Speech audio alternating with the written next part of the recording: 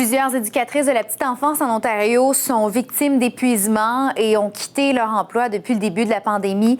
Une situation qui préoccupe fortement les responsables des services de garde qui réclament un meilleur financement de la part du gouvernement. On en discute avec le journaliste Bienvenue Senga à Sudbury. Bienvenue, qu'est-ce qui explique exactement ces départs?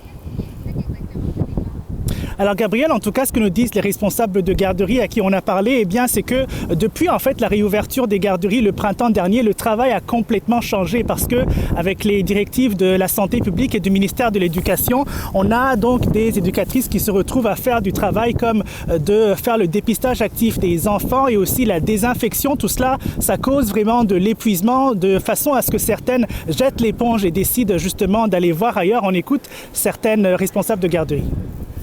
Je pense que la fatigue se fait sentir parce que le travail est beaucoup plus exigeant avec des mesures sanitaires, des restrictions, des accommodements et puis des adaptations à faire. Puis je pense qu'il y a un épuisement général. Les éducatrices sont épuisées. C'est difficile sur le moral, c'est difficile physiquement aussi.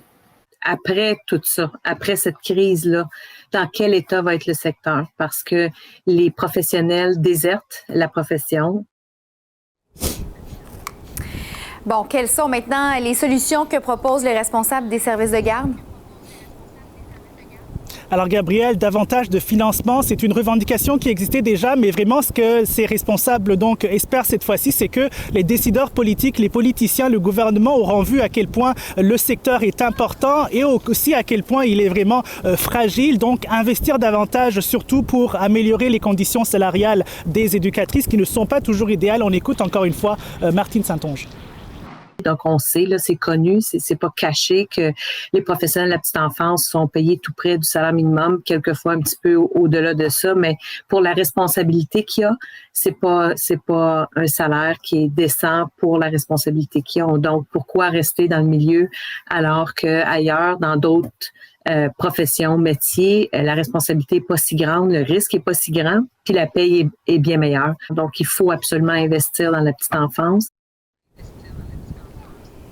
Oui, voilà, on a rejoint le ministère de l'Éducation, en tout cas, qui nous a dit qu'il reconnaissait en tout cas l'importance du travail que font les éducatrices, surtout en temps de pandémie, mais en tout cas, pour l'instant, pas d'engagement additionnel à part donc de continuer à financer cette prime salariale que reçoivent les éducatrices qui travaillent dans des services de garde agréés, une prime salariale de $2